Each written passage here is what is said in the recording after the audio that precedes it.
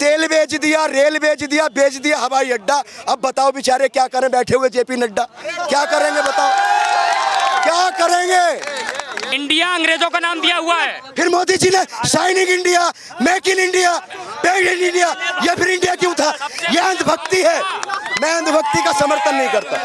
Madam पहले मेरी बात कंप्लीट होने दीजिए।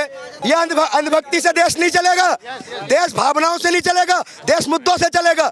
जब विकास की बात हो, रोजगार की बात हो, ये भाई साहब इतना बोल रहे हैं, कितना कमाते हैं आप? इंडिया में हाया हाय, संविधान कह रहा है इसका नाम इंडिया हाय। इंडिया शब्द। तुम रोटी कपड़ा क्या दोगे, तुम लोग कफन भी उतारोगे।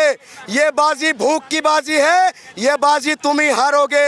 हर घर से हिंदुस्तानी निकलेगा, तुम कितने हिंदुस्तानी मारोगे। ये आपस में भाई से भाई को लड़ा रहे, नफरत फैला रहे, नफरत का बाजार बढ़ा रहे। कांग्रेस पार्टी भी कह रही है, राहुल गांधी भी यही कह रहे हैं कि दो विचारधाराओं की लड़ाई चल रही है। तो क्या लग रहा है कौन सी विचारधारा? लड़ाई विचारधारा की नहीं है, लड़ाई कुर्सी की है। वही जनता को समझना होगा। मैं एक बात कहूंगा, तुम पेट पे लात तो मार चुके, अब कितने पांव पसारोगे। तुम रोटी कपड़ा क्या दोगे, तुम लोग कफन भी उतारोगे। ये बाजी भूख की बाजी है, ये बाजी तुम ही हारोगे। हर घर से हिंदुस्तानी निकलेगा, तुम कितने हिंदुस्तानी मारोगे। ये आपस में भाई से भाई को लड़ा रहे, नफरत फैला रहे, नफरत का बाजार बढ़ा रहे। 25 साल में विकसित देश हो जाएगा भारत। 25 साल और दे दीजिए बीजेपी। तो मैडम ये चाहूंगा कि मेरा देश कल ही विकसित हो जाए। मेरे लिए मेरा देश पहले है। भारत माता की जय। मैं इस देश का वासी हूँ। मैं बाबा साहब अम्बेडकर को मानने वाला हूँ। मैं गांधी जी को अपना आदर्श मानता हूँ। मैं भगत सिंह को अपना आदर्श मानता हूँ। मैं सुखदेव को अपना आदर्श मानता हूँ। ये धरती गांधी की धरती है, ये सुखदेव की धरती है, ये राम प्रसाद बिस्मिल की धरती है। देखिए धार्मिक टिप्पणियां नहीं।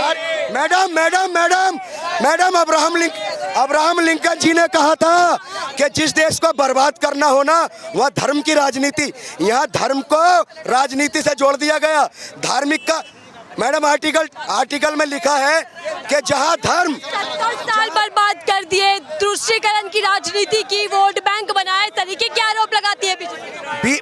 मैंने क्या कहा? मैं किसी के विशेष व्यक्ति पर या पार्टी पर नहीं बोल रहा। ये मेरे अंदर का दर्द है। मुझे आज दुख होता है जब मैं टीवी खोलकर देखता हूँ कि वहाँ लड़ाई झगड़े हो गए। मैडम एक बात बताइए, आतंकवाद क्या होता है?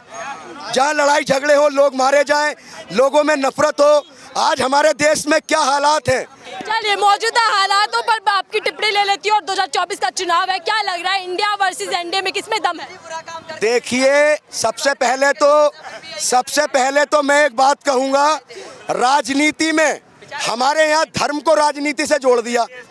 सुनिए आप बोलिए। पहले हमारे देश को धर्म के साथ जोड़ दिया। भाजपा वालों ने एक ट्रेंड बनाया कि जय श्री राम। क्या श्री राम जी भगवान राम को मर्यादा पुरुषोत्तम कहा गया। भगवान राम किसी के नहीं, सबके हैं, मेरे भी हैं। मैं ये नहीं कहता। अब एक बात बताइए, भारतीय जनता पार्टी ने नारा दिया था बहुत पहले 1992 में कि कसम राम की खाएंगे और मंदिर वहीं बनाएंगे, लेकिन तारीख नहीं बताएंगे। मैं उसी पर लेट मी कंप्लीट। अब उनका नारा होगा कि कसम राम की खाई थी, मंदिर वहीं बनाया है। मैडम, मंदिर से काम नहीं चलेगा, मस्जिद से काम नहीं चलेगा। ये धर्म अपनी जगह है और देश अपनी जगह है, रोजगार अपनी जगह है, मुद्दे अपनी जगह है। तो धर्म की राजनीति नहीं होनी चाहिए। देश को गुमराह कर दिया है मैडम। ये वो कहते हैं, एक बात बताइए, तेल बेच दिया, रेल बेच दिया हवाई अड्डा। अब बताओ बेचारे क्या करें, बैठे हुए जेपी नड्डा क्या करेंगे, बताओ क्या करेंगे। मैडम, मैं आपके चैनल के माध्यम से एक बात कहूंगा। सबसे पहले हमारे देश का नाम इंडिया है। भारत, हिंदुस्तान, सोने की चिड़िया। मेरे देश का नाम इंडिया है। हम कहते हैं कि चक दे इंडिया, कहते हैं हमको प्यार से इंडिया वाले। ये भाई नाम दिया हुआ है, इंडिया अंग्रेजों का नाम दिया हुआ है। फिर मोदी जी ने shining India, make in India, made in India, ये फिर इंडिया क्यों था? ये अंधभक्ति है।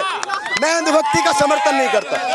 मैडम पहले मेरी बात कंप्लीट होने दीजिए भाई, मेरी बात कंप्लीट होने दीजिए चलिए भैया, भाई, बोल पहले रहे मेरी हैं। बात नहीं समझी। तमाम योजनाएं इंडिया की बोल रहे हैं। पहले मेरी बात पूरी होने दीजिए। इनकी बात पूरी होते सवाल लेते हैं। एक बात ये मेक इन इंडिया कंपनी वालों ने दिया है, मोदी ने नहीं दिया। पहले एक मिनट पहले मेरी बात कंप्लीट होने दीजिए, सुनिए भाई। चलिए भैया यार भैया मैं सबसे पहले जो ये इंडिया गठबंधन जिन्होंने बनाया है, अरे एक मिनट सुन तो लो यार। भैया इंडिया पर वो क्या रहे हैं? इंडिया गठबंधन की बात कर रहे हैं, वो देश की बात नहीं कर रहे हैं। चलिए इंडिया गठबंधन की बात हो रही है ना। इंडिया गठबंधन पर बात कर रहा हूँ। जो इंडिया गठबंधन बना है, सुनिए सुनिए, ये अंधभक्ति से देश नहीं चलेगा, देश भावनाओं से नहीं चलेगा, देश मुद्दों से चलेगा।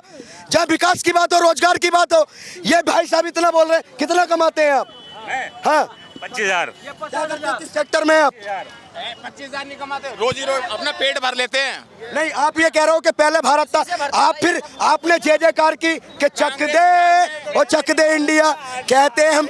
अब तो संविधान तो कह रहा है भारत मतलब इंडिया, इंडिया मतलब भारत, फिर दिक्कत नहीं, इंडिया अंग्रेजों ने नाम रखा था। मेरी बात कंप्लीट नहीं हुई।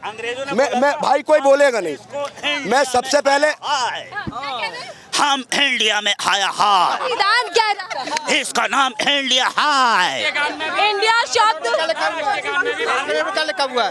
लीजिए, मेरी 2 मिनट की बात मैं जा रहा हूँ, 2 मिनट की मेरी बात सुन लीजिए भैया सुनिए सुनिए, शांति बनाए रखिए। 2014 से पहले और 2014 के बाद आपने देखा होगा, एक देश की बहुत फेमस एक्टर है जिनका नाम कंगना रनावत है। उन्होंने एक बयान दिया था कि देश में आज़ादी, सुनिए, देश में आज़ादी 2014 के बाद आई है। तो वहाँ पर बड़े बड़े विद्वान बैठे थे, उन्होंने तालियां बजाई। देश में आज़ादी 2014।